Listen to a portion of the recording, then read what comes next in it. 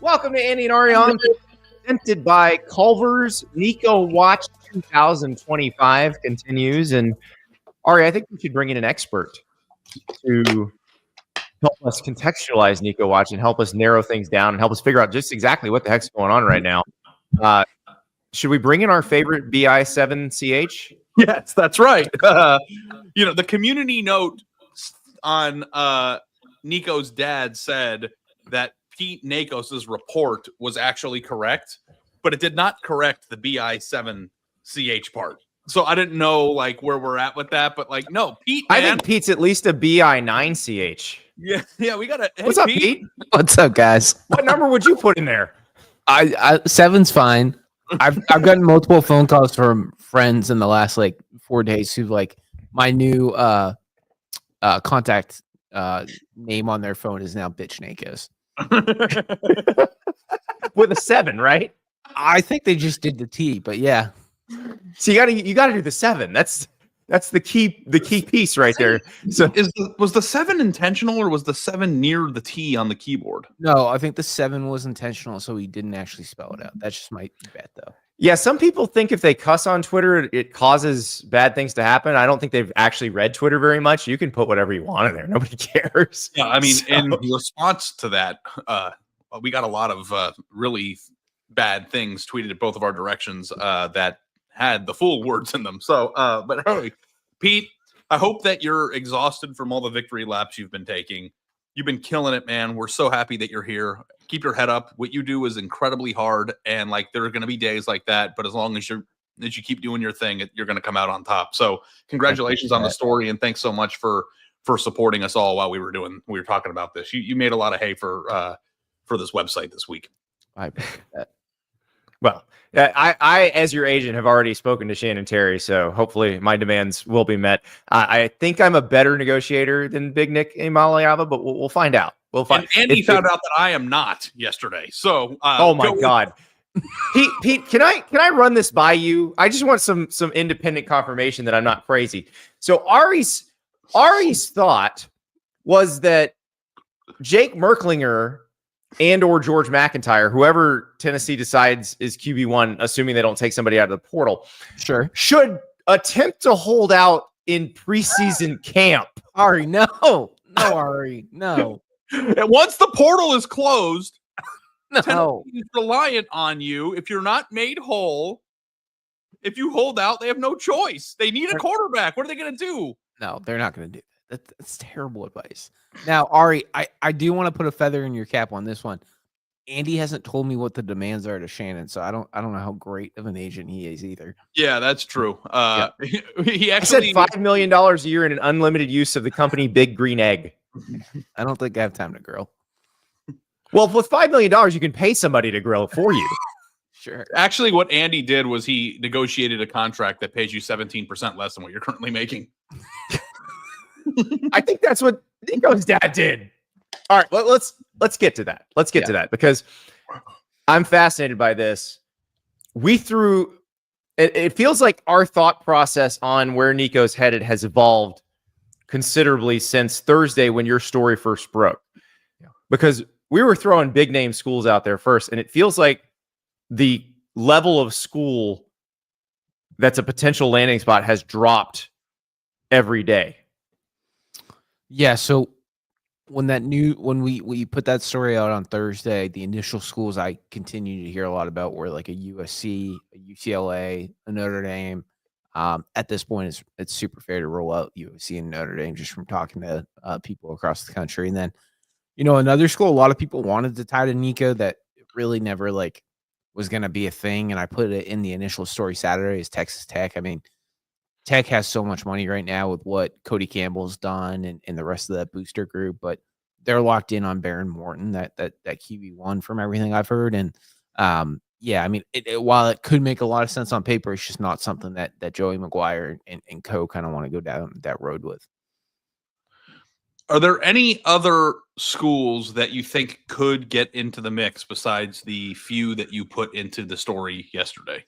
Yeah, so UCLA is still very much like a viable option. I mean, I got a phone call last night that UCLA feels like they're still in the mix on this.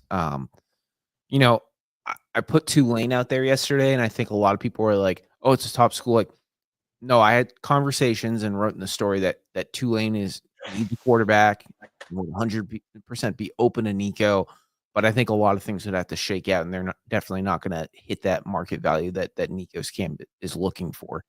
And then North Carolina is super interesting. They are a buyer in the spring quarterback market. But we broke the news yesterday that the South Alabama quarterback Gio Lopez is hitting the portal, and North Carolina is viewed as the favorite, taking the Tar Heels out of the mix for Nico.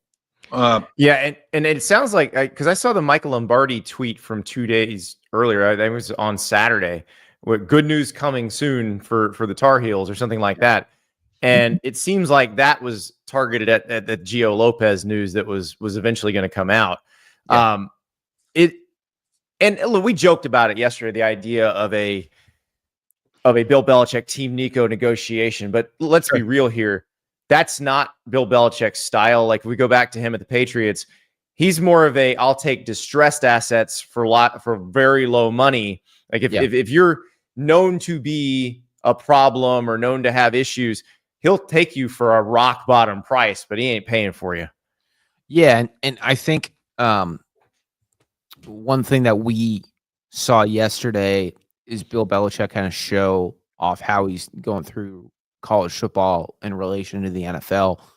You know, he was all about finding like the diamonds in the rough, per se, in the NFL, and I think he's kind of doing that with Gio Lopez, right? Someone who really showed out at South Alabama this last year. Now, yeah, I reported this yesterday. I do not think North Carolina was going to pay what Nico was asking for unless Nico wanted to come down on price. And, you know, the other thing too, and Andy and Ari, you've spoken about this so much. We always keep saying Nico. There's a lot of more to Team Nico than just. I like to say Team Nico because I think that better describes it, because it's not him. But I wrote in this column that just came out at On3, where I was explaining how the secret to avoiding these kinds of messes is hidden in Kirby Smart's rant from a couple weeks ago. For the purposes of a coach, and really for the purposes of the fan base, you can't separate Nico from Team Nico, because if Team Nico is going to lead Nico around and make Nico make all his decisions, sure, it's the same thing. They're the same person, same entity at that point.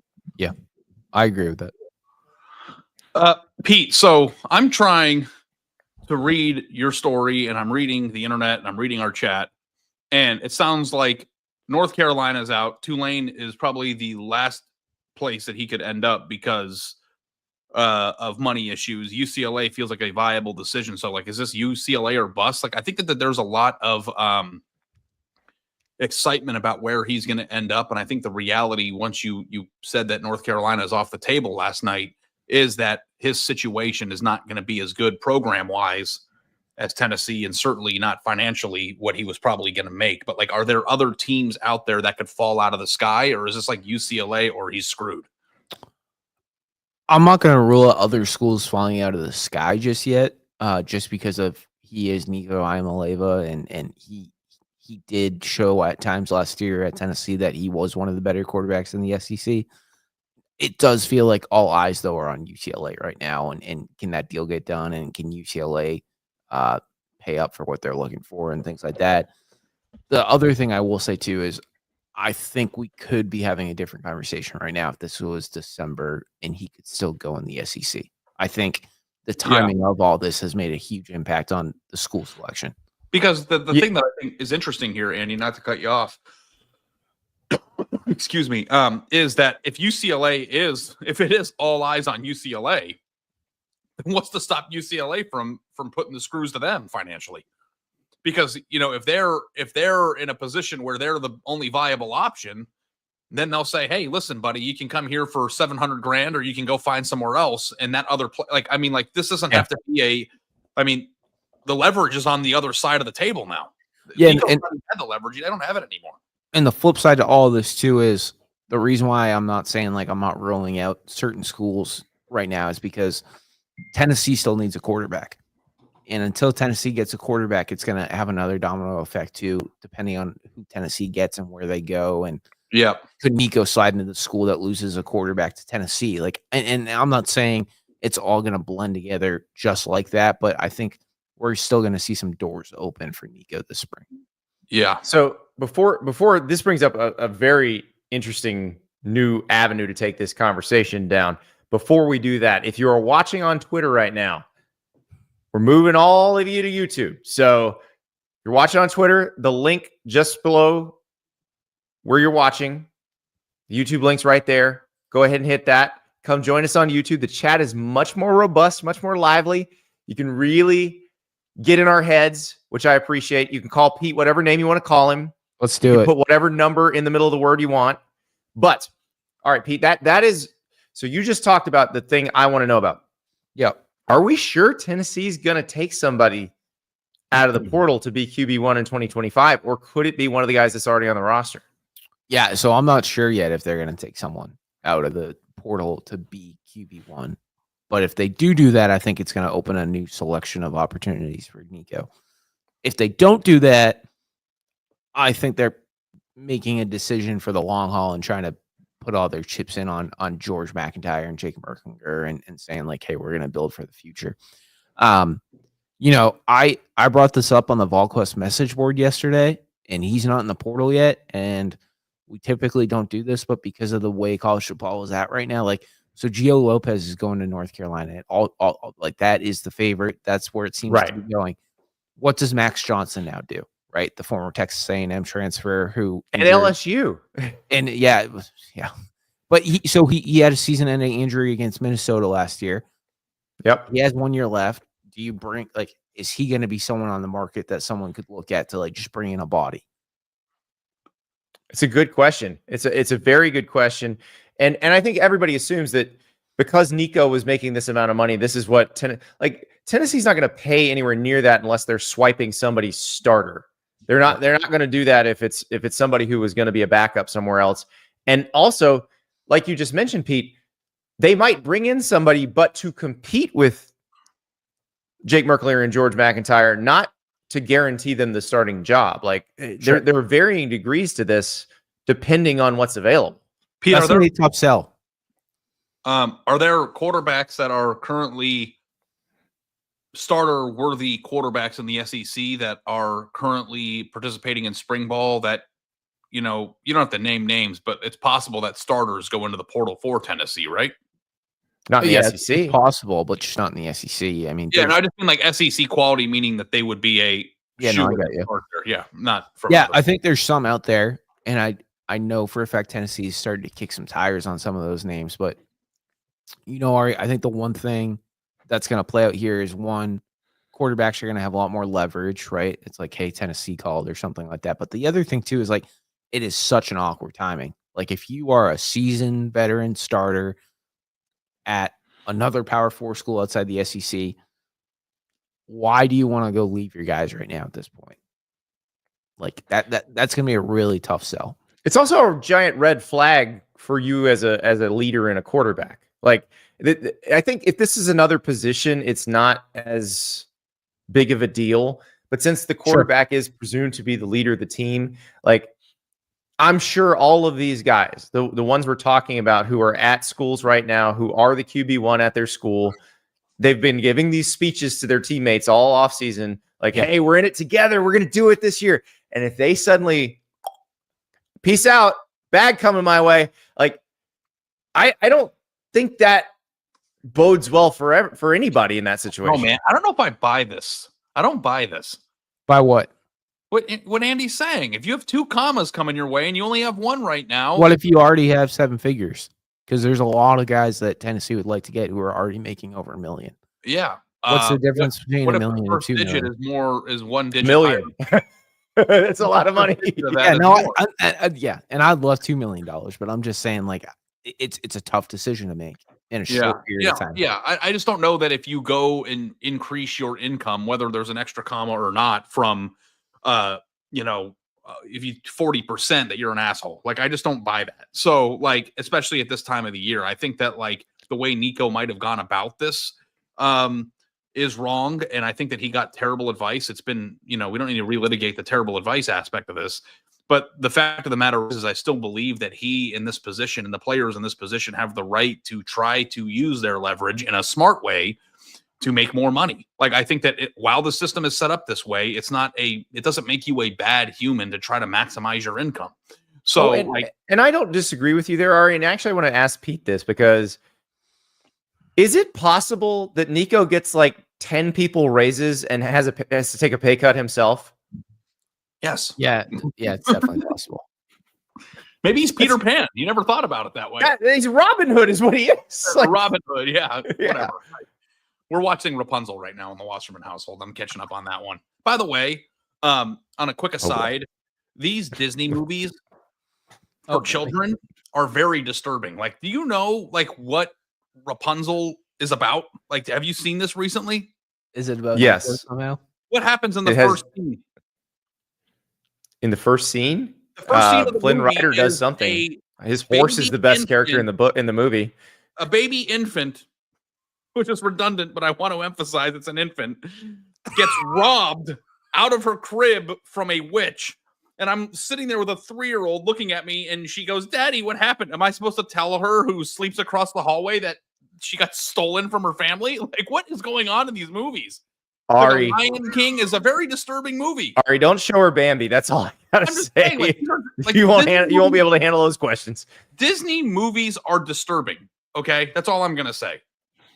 Willie asks, would Ari take a pay cut to get Andy and Pete a pay raise? No.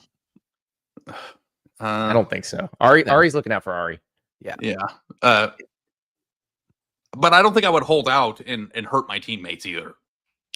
Right. I think this is the part I'm interested in, Pete. I think you're going to see some guys get some raises. I'm not so sure we're going to see a starting QB1 from a power conference be willing to go to Tennessee here. Yeah, it's a very interesting decision in market right now. It's also like, are you being promised a starting job? Are you told you can compete for the starting job? I don't know. I think Tennessee is kind of going through the motions of that right now. Let's move on to before we move on to the rest of the transfer portal, I got to tell you about our friends at Culver's, because they are bringing us next week to Green Bay for the draft. That's right. We are going to the Great Wisconsin Tailgate outside the frozen tundra of Lambeau Field.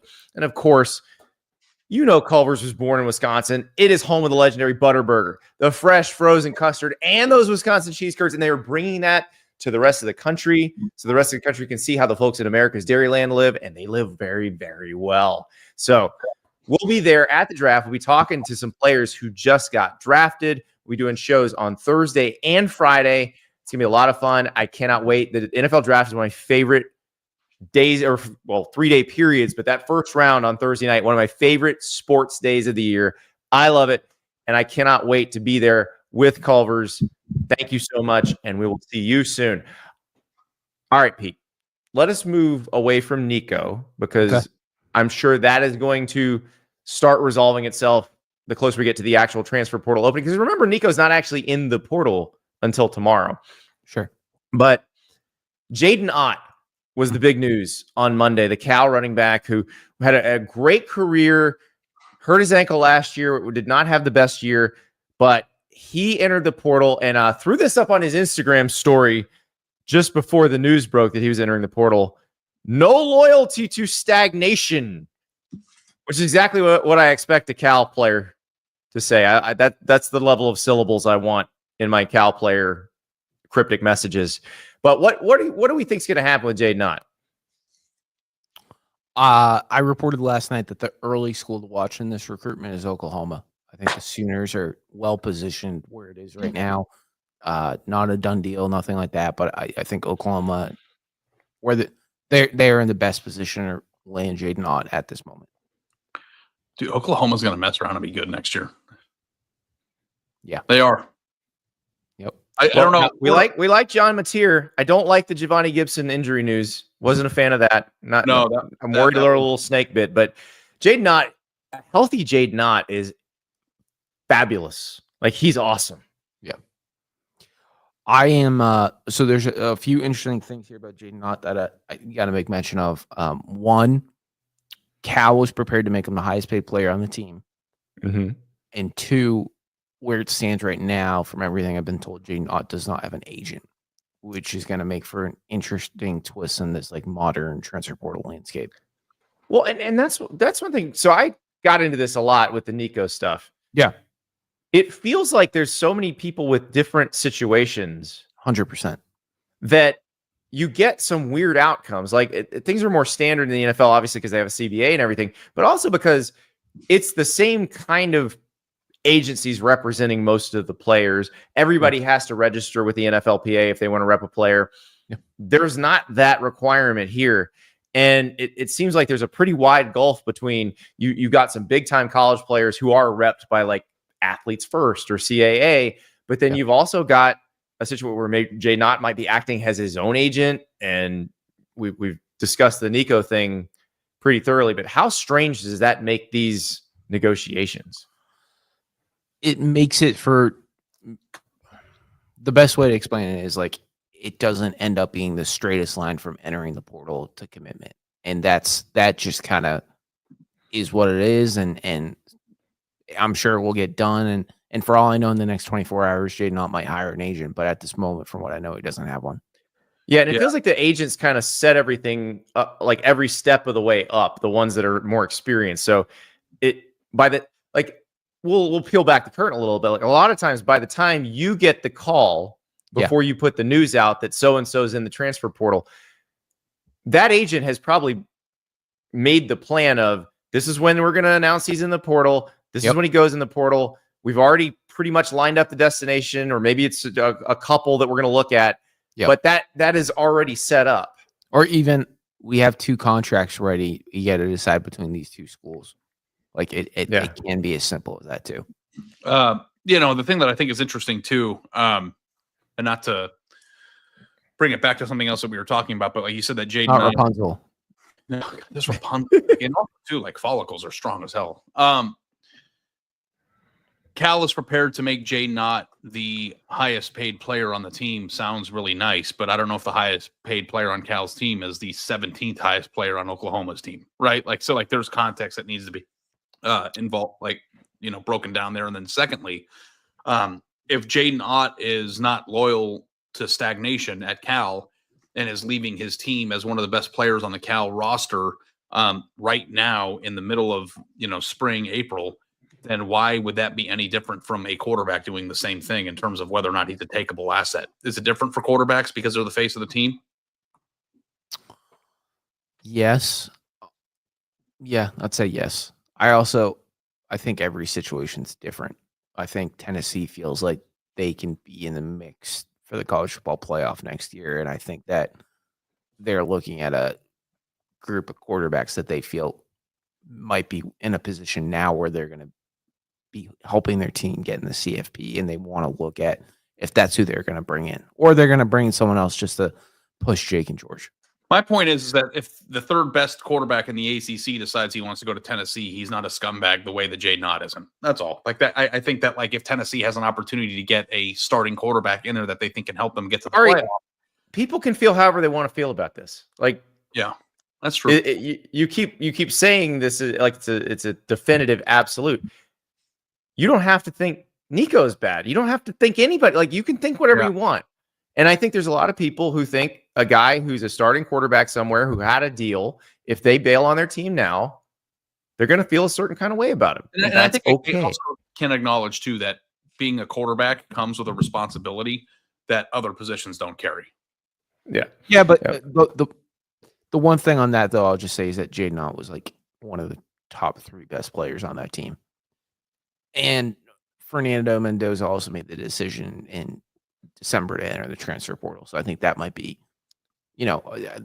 Cal has had a lot of roster turnover in the last few months. Yeah, they just had a tight end into the portal. Their offensive staff is completely different. They brought in Brian Harsin as the OC. Nick Rolovich, the former Washington State coach, is there too. So there have been a lot of changes. And it may be one of those things where you go through spring and it's like, okay, maybe I don't want to do this here. So we'll see. But Pete, The portal opens tomorrow. Yep. When are we start? We're already started seeing names already, but what else should we expect? Because usually it's guys who just didn't win jobs in the spring. But is this one of those things where we're watching Tennessee to see what they do because they're dominoes there? Yeah. I'm not going to come out and say it's going to be like the deepest transfer portal window we've ever seen or anything like that. But I think that from everything I've heard, and because there's so many quarterback dominoes at play, it's definitely going to be one of the more intriguing ones just to see where does Nico land? It's Jaydn Ott. What does Tennessee do? Like those are like big time names and big time schools. And I think we're going to see a lot more movement, especially at the quarterback position, because Tennessee's going to have to get someone. So yeah, the spring portal is going to be really fascinating to see it kind of play out. And it also goes up against when this house settlement is supposed to be put through. And because the settlement isn't done yet, a lot of schools are going to still front load these contracts. So a player who commits maybe in the first week of the spring transfer portal could stand to make more money than they would if the portal was in July after the settlement's approved. Pete Nakos, you're the best. Get back to work. And I know you're going to be very busy tomorrow morning. We're going to bring you back on Thursday to recap day one of Portal Mania. If it is, we don't even know. It could be calm. But like you said, if the dominoes start falling, then it gets pretty interesting. So thank you, Pete. Appreciate it. Appreciate you, Pete. Thanks for being here, man. Thanks, guys. That is the great Pete Nakos. BI1CH in my heart. So yeah. He's got to lean into that. He's got to completely lean into that. Yeah. The community note is the best. Yeah. He's one of the best reporters, one of the best young reporters in the sport. And I took it personally, like that that Michael Jordan thing. He said that, and I took that personally, and I injected myself into. I did not enjoy people coming after our guy Pete because I see how hard he works behind the scenes, and I knew he had the story right too. So it's one of those things where I was actually pretty measured on Friday compared to what if you heard me behind the scenes Thursday night or early Friday morning as people were coming after Pete. But you do sort of try to take that personally. And also you want to make sure Pete handles it because in Pete's role, we give opinions for a living. Pete is more straight news. So he's trying to walk that line and make sure he's not burning sources, make sure he's not just outright insulting anybody. And it's hard. It's hard when people are telling you that you're full of crap and you're not. So I thought that was really interesting the way all that unfolded. Now, Elias said something in the chat that I found intriguing. He said, we predicted chaos last year in the spring portal and we're disappointed. We did not. If you watched our show, we were like, this is going to be kind of boring. Yeah. There were other shows that said, oh, I don't know, your team's going to get decimated in the spring portal. It was pretty hyperbolic. It was not very interesting. This one might not be either. Well, I don't know. What Pete said is true, though. That might because I think that people conflate volume with interesting. And I don't know that the volume will be there. There's not going to be 1,000 names. Oh, yeah. I think that the storylines that are presented right now are as fascinating as anything that we saw in the winter, which is great, because you get to enjoy but I almost feel like the winter is overwhelming. There's so many roster changing, important, impactful changes that are happening all at once that we don't even get to spend enough time on each individual change to people lose track of where people go because it's so rampant. Now, we're going to see some changes here that are going to impact teams immediately that we can really sink our teeth into and really see. And the thing too that Pete said that is interesting is the quarterback position with Tennessee and Nico is going to create a domino effect. And all it takes is one person who's a starting quarterback somewhere to enter the portal and go to Tennessee to maybe start a line of portal entries that is going to turn into a domino effect that will be fascinating to watch. So maybe that won't happen at all, but the Jaydn Ott, that is a interesting storyline in and of itself. But what Nico has done and how it will impact maybe 3 or 4 or 5 different programs after as a ripple effect is a fascinating storyline that we can really get behind. So Super excited to see how it plays out. And, any portal window here is a good day for us. So I'm excited to be a part of it. So Jacob in the chat, do you think Nico goes to FSU? I don't. It sounds like they're happy with Thomas Castellanos from Boston College. So and he can play, dude. Thomas can play. Like, I know that it didn't go well, but there were moments last year where I was like, wow, this kid can play. Yeah, he's very interesting. Well, Florida State found out the hard way because he was the starting quarterback when Boston College came down there and won on Labor Day. So yeah, it is it's interesting because Castellanos played for Gus Malzahn at UCF, so has been in that offense before. So we'll see what happens. And it's also, he's coming closer to home. We're looking at the 912 tattoo on his bicep. He's from South Georgia. So this is an interesting match. And we haven't talked much about Florida State, Ari, this offseason. We probably need to have one of the War Chant guys on to talk Seminoles because it was such a precipitous fall for them. Like they got so bad so fast. And I think our operating assumption is they can't possibly be as bad as they were last year.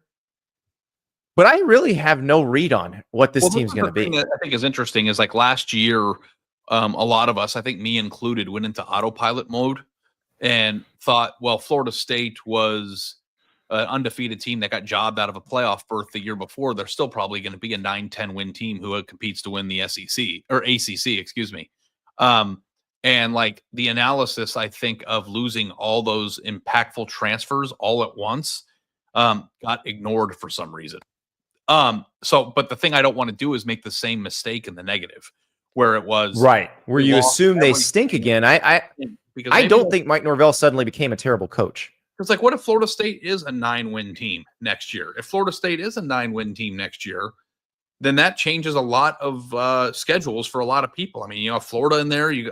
Throw up their schedule again. Will they play? They got Clemson. They got Florida. They got Miami. What if they're a really solid team and they're playing Alabama at home, and that's a game that we're not anticipating is going to be a game right now? But this is a team that they play Florida, Clemson, Miami, and Alabama. Florida State appears on 4 schedules of teams that have big seasons coming up. And I think that it would be a disservice to Florida State to just assume that they're going to stink. And here's the other thing too. I think that, in my opinion, Thomas Castellanos is a major upgrade at the quarterback position from what they've had. I'm not saying that he's Joe DJU, Montana, but I think by the way, that's a major quarterback problem. I have seen several comparisons with DJU and Nico. Let's stop those right now. There is no comparison between those two situations. DJU left Clemson because he got beat by Cade Klubnik. Mm-hmm. He lost his job. He went to Oregon State. He didn't go to Oregon State for more money. He lost his job and went to Oregon State because that's where he thought he'd be able to play. He then goes to Florida State and it got way worse. But yeah, it's two very different situations. DJU probably was at the right level of competition when he was at Oregon State, and he had a pretty good year for them, right? And it was weird because Jonathan Smith was leaving.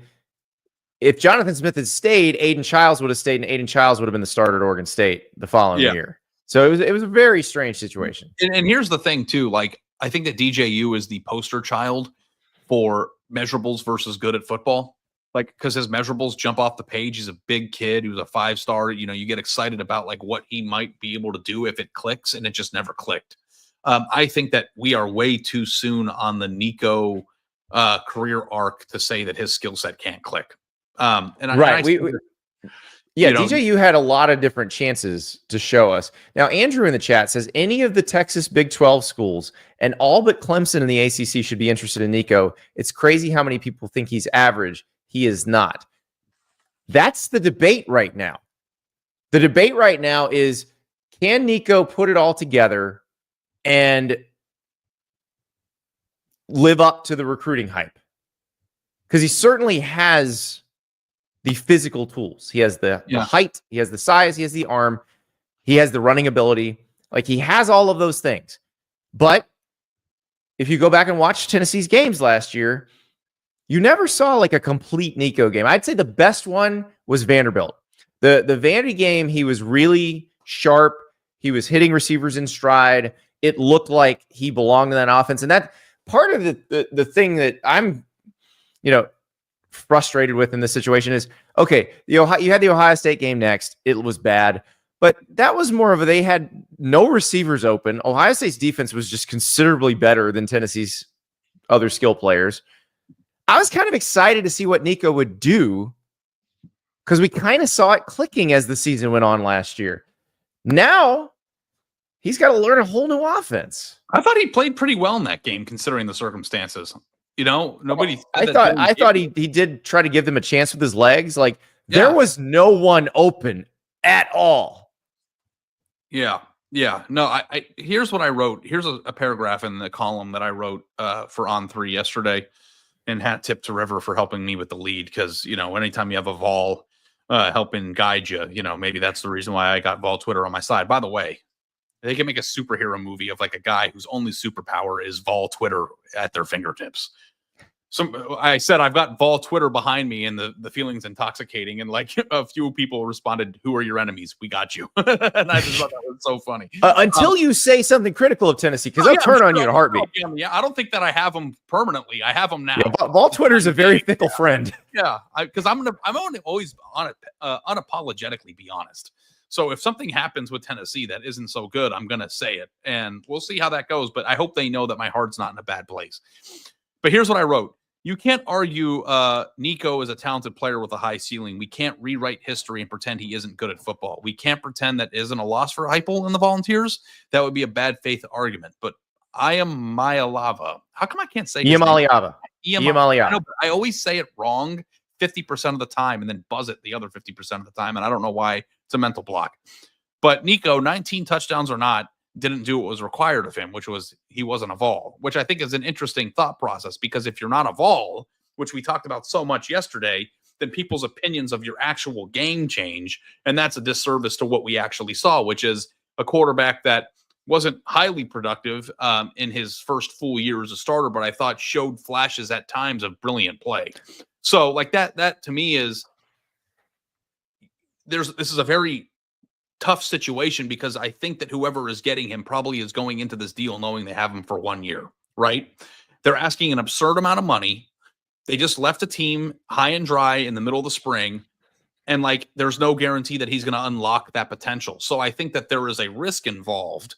Now, if a team wants to take that risk and he unlocks his potential, they will come away with a bargain. But I don't know how much of an appetite there is to roll the dice on an expensive quarterback who may or may not be elite. To take the Nico is a much more exciting physical football playing prospect than DJU was a year ago. Like, it's not right. even. There was so much tape on DJU at that point. You're like, this guy is what he is. I don't think Nico is what he is yet. Now, whether another year of the same, and I think you're in he is what he is territory. Like, if Nico played 25% better than he played last year, I think the entire discourse around this entire thing. If Nico played 25% better than he played last year, there's not even a discussion. We're not talking about this because Tennessee gave him a raise in December, and this is not even a discussion. Yeah. But if he was 25% better and it did happen to go off the rails because then they wanted 13 million instead of 4, you don't know what these people. You can't do anything about that. That's true. Yeah. But if he were on the open market right now and he was a guaranteed asset, not a speculative one. If he was Coca-Cola and not NVIDIA, well, NVIDIA is actually through the roof, but you get what I'm saying. If he wasn't a brand new tech stock with a new technology and he was Coke, I think that people would be paying money, and there would be teams involved here that aren't involved. I think Team Nico's burners are doing some work in the chat. Either for work is being sarcastic, or Nico is like 10 times better than Milroe. He was easily the best QB in the SEC by a mile. Garrett Nussmeier and Lenora Sellers and DJ Lagway and Diego Pavia, and there are a lot of people who might have some issues with that. If that statement was true, he would have a home right now. Yeah, exactly. It wouldn't even be a question. They'd be like, Dad's a pain in the ass. Oh, that's okay. We'll pay whatever it takes. And by the way, I got news for you guys. I know that we're piling it on Nico's dad right now. Nico's dad is not the only pain in the ass in college football in terms of parents and hovering parents. When I Right. was covering Ohio State, there were parents that were on the sideline every practice, during that time. And there are some parents of some really good players who were a complete pain, and the coaches just had to deal with it because the players were really, really, really good. Yeah. And the juice is worth the squeeze, but when it becomes contentious is when the player isn't very good and you got to deal with it. And then the parent thinks they're Joe Montana, and then there's a whole, struggle of, is he playing well enough? Is it the coach's fault that he's not playing well enough? Whatever, blah blah blah. You get it. It's a tough situation, but yeah, I wonder also too, Andy, if Nico was saying behind the scenes that he was a 2-year player. Like if he came out and said, "You get me for 2," if that would make him a more attractive. That would be very interesting. I would assume their camp has always been of the mind that after 3 years he's going to the NFL. That was, but I do wonder if that gets revised now too. Zach in the chat, this is a good. We need to reset this because we shouldn't assume everybody knows this. Is Nico allowed to transfer in the SEC? Not if he wants to play this season. You have to declare your intention to transfer by February 1st. To transfer from one SEC school to another and play right away. Now, I want to address that a little bit, Ari, because people have asked me. Have asked me a lot about this. They're like, could this be challenged in court? It could be challenged in court. I've talked to people within the SEC about this because they did it for a year and then they brought up repealing it with their coaches in Destin in their spring meetings a couple of years ago. And the coaches and the ADs all said, you know what, let's keep the rule because we like it. It makes our lives a hell of a lot easier. Because the reason the spring transfer portal isn't as wild as it could be is because you can't transfer within the SEC and play right away. Now, I think it actually could survive a court challenge, and I'll tell you why. As long as nobody else does it, as long as the Big Ten doesn't make a similar rule, as long as the Big 12 doesn't make a similar rule, the ACC, who's colluding here? And here's the argument in court, Andy, from the architect here in the chat. If you guys may want to look into the exception, he was released by Tennessee, therefore he isn't technically transferring. The architect does not know what words mean. He's transferring because he's going from one school to another. That's what you do. If they cut in court, if you hired a good lawyer, you could say, hey, they were in the middle of negotiations. They told him to kick rocks. This wasn't his decision to transfer. He was told to transfer. You shouldn't be able to limit where he's going in those. I think that you could hire a talented lawyer that could make that murky. They're not limiting where he's going. That's what they can't limit where he's going. That's the whole issue here. Like if the schools would just admit these guys are employees and pay them for playing football, you could insert in the contract that you can't go to another school without paying a buyout or somehow satisfying this contract. Like they can't do that because they're not employees and you can't hold a non-employee to a non-compete. So you cannot stop him from going anywhere. Let me throw another curveball at you. I'm going to wind up here. Okay. Nico goes through the negotiations. UCLA wants to pay him $550. There's no other Power 4 program interested. Tulane is interested. UCLA is interested for 1/5 of what he was going to make at Tennessee. Arkansas becomes interested and says, hey, we'll give you 2. Well, Arkansas is where his little brother plays. Madney Amaliava breaks out at Arkansas. That's what Sailor Joe asked. Okay. I picked that with intention. Okay. And they say, we'll give you $2 million. Mm-hmm. Come here. Yep. But you have to revise your NFL, which obviously it would because he wouldn't play next year. Does that become the best business move that Nico can make to salvage a terrible decision? It would be a great move because you paid to do nothing for this year. Obviously because of Tailgate Green, that's not going to happen. Because how different do we think Tailgate Green and Nico are based on their performances last year? But what year's Tailgate Green off the top of your head? Do you know? I believe he's in his 4th year in college. I believe he was a redshirt freshman at Boise State and then a redshirt sophomore last year. Nico lands at an SEC school knowing that he's not playing this year to try to recoup some of the money that he's going to end up losing, develops behind the scenes for another year, and then comes back. Yeah, okay. I'm not hiring you as my agent. I'm also not hiring you as my GM because you just wasted my money at Arkansas. Like, I'm not paying $2 million for a quarterback who's not playing this year. Yeah, well, unless you feel like you want to have your guy locked in for the following year. But that's what Madden's supposed to be. He's supposed to be your guy for the following year. Yeah. So, yeah, I'm trying to think of like if there's a place that is a middle tier SEC school that couldn't get a player to come there for under any other circumstance, if they'd be willing to take that pay and put it out there now to lock. See, but I think they all could, because they all have money, and especially with the rev share coming in, they all have that level of money to spend if they want to on a quarterback, especially this year. I'm a bad GM and a bad lawyer, which is crazy because you would think, I was, but I'm just trying to like float out theories here so that he's not ultimately screwed. It's really hard to imagine that it went from last week, as long as he stays status quo, he makes 2.4 million to play at Tennessee, to he's probably going to make less than that, and possibly considerably less than that. Is it possible he makes less than $1 million? With the schools we're talking about, that's probably what they can afford. Right. I don't know. I don't know if UCLA. And the question is, how hard of a line do his people draw? Because I think you got to play. Like, you can't sit. You got to play, because the real money's still in the NFL. And you got to play and show you belong in the NFL. Mm-hmm. So you're going to have, if this does not materialize, and we always talk about it just takes two bidders. I'm not sure there are going to be two bidders at the level of can pay what he was making at Tennessee even.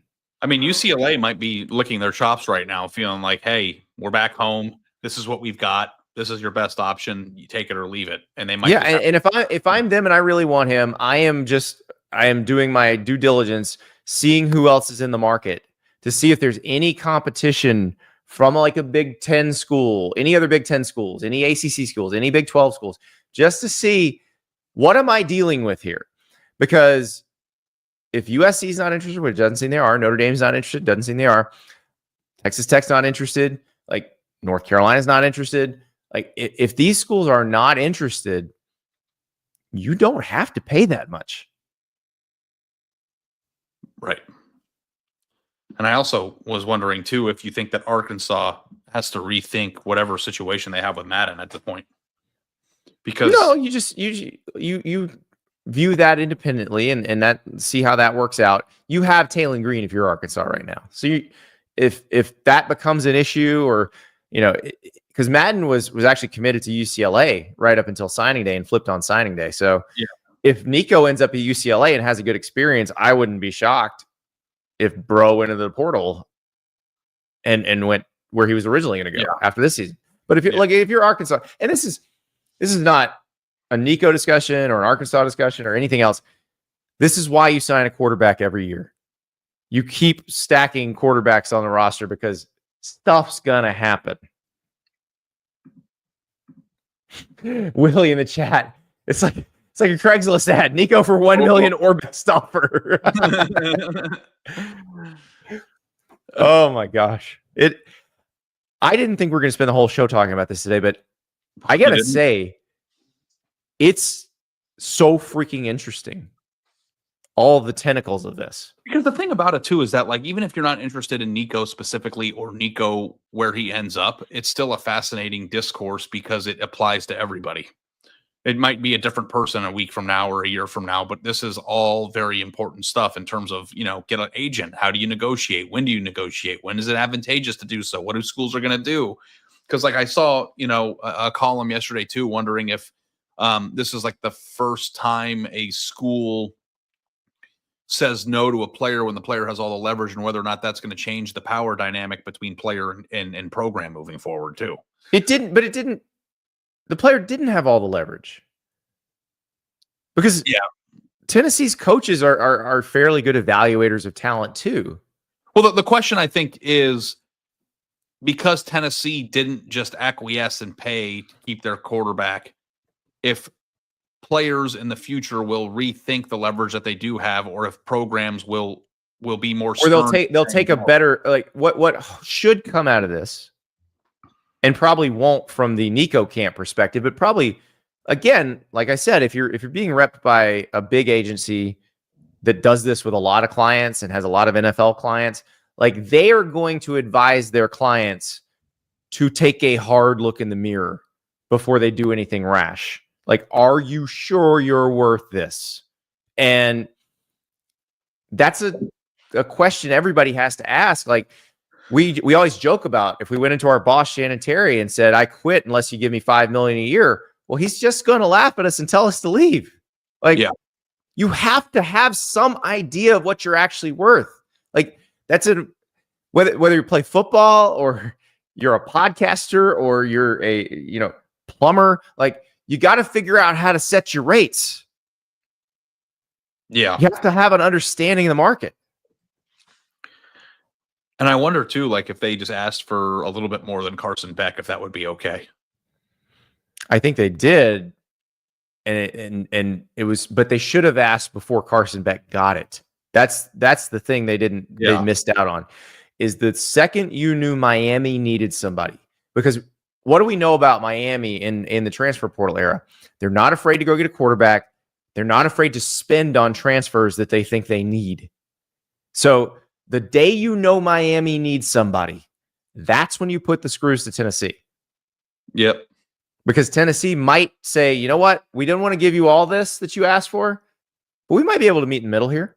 And we also knew it months before, too. Like, we were talking about Miami's quarterback situation a long time before Beck went there. Like, it wasn't like a 2-day thing. They had plenty. Well, it was December 28th was the day of the Pop-Tarts Bowl. It was when Emory Williams came in the second half of the Pop-Tarts Bowl, and you watched a half of that, and you're like, they're probably going to go get somebody. Didn't I write a column that day about this? Like, I think both did. We both did. I thought, off the game, I wrote something. But yes. Yeah. It's an incredible situation. All right. We do have to talk about one more thing, though. One more thing. Is it Ohio State went to the dropping? Well, Ohio State went to the White House yesterday, and Vice President Jaydn Vance, who grew up in Ohio, is a big fan, broke the national championship trophy. Although I'm not sure. Like, I'm watching the video here. Did he break it or? Okay, that's the way the trophy is. The trophy's a two-piece trophy. It always is 2 pieces. Okay. So I didn't know that either. I would have done the same thing he did. You didn't know that? I had no idea it was in 2 pieces. They take the gold part out and hold it up. You don't hold it from the base. You don't grab the base. Okay. Right. I would not have known that if I were busy vice presidenting. I probably would not have realized that. Yeah. But he's been a lifelong Ohio State fan, and they've held one up before. So, I think you've seen it. Now, I did think he played it off very. Picture of Urban Meyer holding that trophy is him holding the gold part. That's true. I did think he played it off very well, tweeting, I didn't want anyone after Ohio State to get the trophy, so I decided to break it. That is how you play that situation off right there. But I probably would have. I'm a very clumsy person, Ari. You know me. I definitely would have done the same thing. And you know what this reminded me of? Because like that trophy, we've been next to it. It's pretty durable. Even if he'd actually just dropped the whole thing, I don't think it would have broken. No, it's fine. Yeah. But do you remember back in the aughts when Orson Charles, tight end recruit from Tampa Plant High School, he wound up playing at Georgia.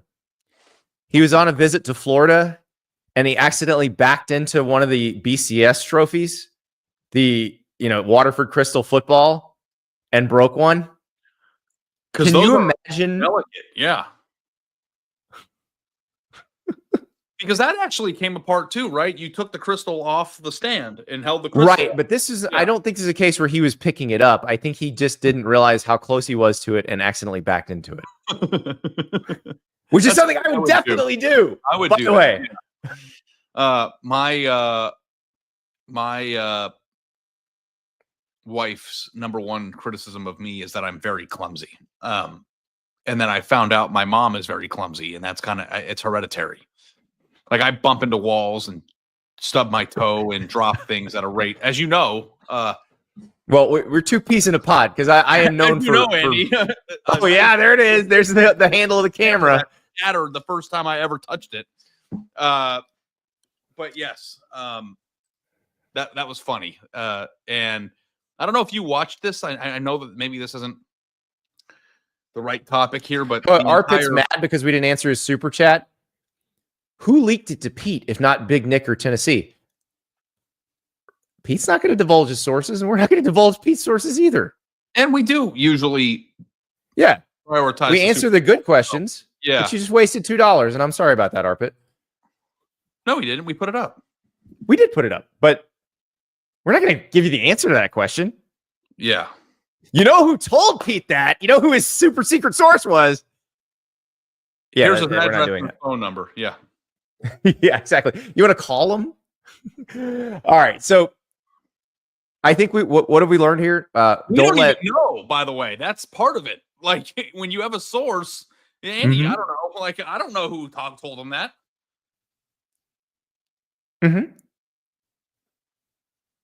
Yeah. We're not going to tell the audience, even if we did know.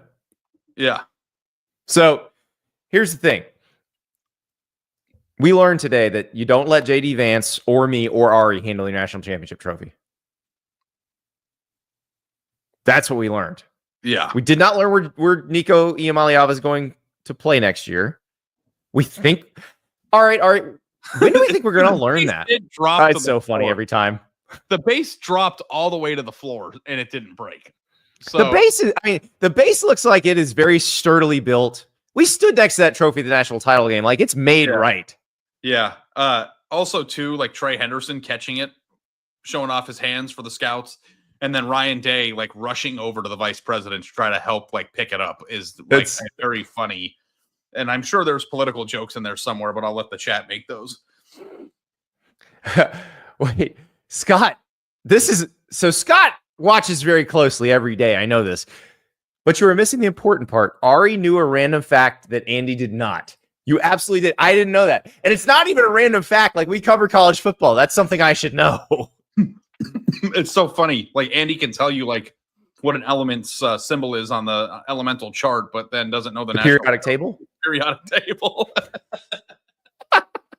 I called it the elemental chart. Hey, whatever. I know what you're talking about. Yeah, yeah. The whole entire point of words is communication, and I properly communicated what I was trying to say. But now Arpit asks a really good question. Yeah, not a super chat, but I want to follow up on this. I'm not saying someone specific, but which side is to blame. I'm not going to give away anything. I don't think I'm speaking out of school here. Sometimes in these situations, it's not a party on either side that gives you the initial tip. Now you have to confirm it through the sides. And everybody thinks it's like one person who tells you. Sometimes you find something out somewhere and you make 30 more phone calls. Yes. And I think find out other things that people have to know too is that a lot of times we find out things that we're unable to confirm. Correct. And then they happen, but it doesn't mean that we didn't know. Like you have to be prudent. So like that's the reason why I got so bent out of shape when people were attacking Pete is that it wasn't just like somebody picked up the phone and called him 10 minutes earlier and then he just tweeted it. Like there's a tremendous amount of work that goes into putting this stuff on the internet that you don't see. So and a lot of times it comes out of places somebody randomly heard something. There may be other people who tangentially like they've got an angle that they're working. It's hard with this stuff because you have to figure out what everybody's angle is on it too. And then also, too, Andy, think about how many people are involved with this. Yeah. I mean, when you think about what the actual initial report was, negotiations are ongoing. Like there are 100 people it could have been. Yeah. Sometimes the news does break where a side picks up the phone and calls like Adam Schefter or somebody like that, and it just goes out there like that. That's not how all of them happen, though. Mm-hmm. So this was a very interesting case. Like if we did the Harvard Business School case study on this in 12 years, it'd be fascinating. Yep. And the story's not over yet. How long do you think it's going to take? Like, do you think we're going to know where Nico's going to play within the next week, Ari? I thought we did, but then when Pete said, well, you know how fast things happen. So like once tomorrow happens, if a portal drops out of the portal quarterback happens, then we'll have more context. But what I think is interesting is I wonder if Nico will take the UCLA thing or if he'll wait to see if Tennessee creates a ripple effect that opens up a spot for him that's better than UCLA. Right. Yeah, I think that's the weird part of this is there's we haven't seen this exact scenario before. And also, we know that someone's not acting in an expected way. Like, if, again, and I keep bringing this back up, but if Nico had somebody represents a bunch of NFL players and a bunch of big-time college players, we could probably more easily predict what will happen because those people move in more predictable ways. Team Nico does not move in a predictable way. Yeah. Also, too, like Tennessee, by declining to go get a quarterback in the portal, could like take the screws to Nico too, because what Tennessee does could end up being his landing spot. And if Tennessee stands pat, not that there aren't other quarterbacks, but again, because this isn't moving in a predictable way, and Team Nico is not a predictable actor. Pete brought that up. You brought that up. It makes sense. Like, if they took somebody's starting quarterback and then that spot opened up. But who are we sure that Team Nico can handle being the leftovers? Like going to the place where the guy left for Tennessee? I think that Team Nico probably, would you imagine that like the Nico camp headquarters looks like the "This Is Fine" meme? Oh yeah, 100%. So I think that if you're in the "This Is Fine" meme, that you need to swallow your pride and put yourself in a position to make as much money and go to the best possible place. And I also wonder too, from an optics standpoint, if he ends up at a second-tier program or a third-tier program for less money, like I think that like landing somewhere that's respectable probably should be important to them too. I don't know. Like, I don't know. But again, like I have one of my best friends is a medical malpractice attorney. And I was talking to him yesterday because he's a sports guy too. And he said, the number one thing that frightens me in law at my job is negotiating with or dealing with an unhinged person, whether it be a client of mine or the other attorney that I'm dealing with or the clients of the attorney that I'm dealing with. Because when you're dealing with unhinged people, reason and rationality go out the window. And logic, exactly, go out the window. And it's the same thing at a poker table. That's what I think too. It's like, I feel like I'm a pretty good poker player. I play quite a bit. When I'm sitting at a table with someone who doesn't know how to play, it's harder to operate. Yeah. It's why even blackjack, like if you are playing at a blackjack table and there's somebody who isn't playing basic strategy, you get mad at them because then everything becomes less predictable for you. I've never been in a fight before, believe it or not, even though I've got a really big mouth. 3 instances in which I almost got punched in the face. One I can't tell you on the show. Okay. One was at a blackjack table in Las Vegas because somebody was staying on 16 against a 10 and was killing us. And I popped off and I almost got my jaw knocked off. But thankfully, I've always had friends who had my back. But that is my number one pet peeve in life. Rule for life. Hit your 16 against a 10 every time. 16 is not a winning hand. You might win 2 out of 10 by staying against a 10. But would you rather go down swinging or would you rather going down with your measly 16 when the dealer pops over an 18, 19, or 20? 16. Ed in the chat points out the other time you should have been punched is when you stole somebody's pizza in college and ate it. But that guy was so shocked that he didn't even know what to do. Oh, he should have knocked your block off. But you're right. River. It's probably been a while. Like, because I don't think fights at football practice count. No, because you're all padded up. Somebody in the face. Nah, it's like elementary school. Okay, I've never punched somebody in the face or been punched in the face before. Yeah, it's just little kid stuff, not anything as an adult. Like, yeah, I'm not going around looking for bar fights. I'm not Patrick Swayze. Well, actually, Patrick Swayze in Roadhouse, not looking for a fight because he tells you to be nice till it's time to not be nice. So, yes, Ari, I like your rule for life. Never stay on a 16 against a 10. River, add it to the list. It's cowardly. I think we're good on. And it hurts others. Tomorrow, the transfer portal will be open. So we will give you updates on what names are going in the morning, and we will probably have further discussion about this situation. I'm looking at the numbers. Everybody seems very interested in it still. I keep wondering when the interest in the Nico situation will kind of peter out, because everything has its own kind of half-life. It's not just the Nico. But I got to tell you, it's the college football situation. Yep.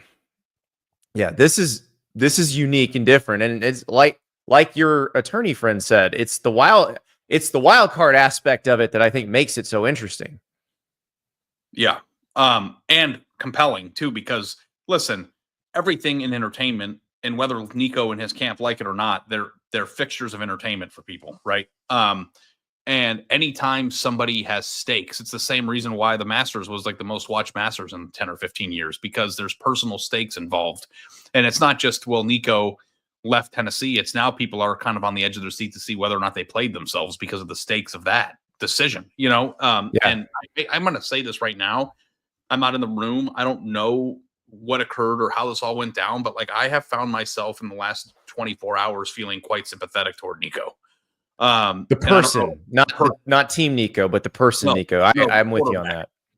Because I think a lot of people are enjoying in the misery here, and I can't imagine he's probably not a very happy person right now. So my hope for him is that he personally finds happiness, because this sucks. I mean, it's like easy to jab at and laugh at. There's a lot of funny tweets out there that we've been, laughing at. But and you can say, "Oh, he got paid," blah blah blah. All the money in the world doesn't help you when everybody hates you. Yeah, or if you feel like you're fumbling a once in a lifetime opportunity, which is putting yourself in a position to make it to the NFL. So we'll see how it pans out. But there's an inherent trend thing here. There's a personal interest thing here. And of course, there's big time programs and big time names all involved here. And then, of course, the anticipation of what other programs are going to be in the mix. So you've got quite the cocktail of interest there, Andy. As you know. And we're going to see, do any quarterbacks that we think could be Tennessee targets go into the portal? We'll probably get some more names as the day goes on today, and then we'll hear a lot more tomorrow, because I think the people who would be apt to move, who might be a candidate to go to Tennessee, their agents themselves, they're not broadcasting this. Like, they will show up in the portal. Like, they'll tell other teams that they're interested in, but they're not going to advertise it. So it might just be their name pops in the portal in the morning. Yeah. We'll be here. Can't wait. We will be here, and we'll talk to you tomorrow when the portal will be open.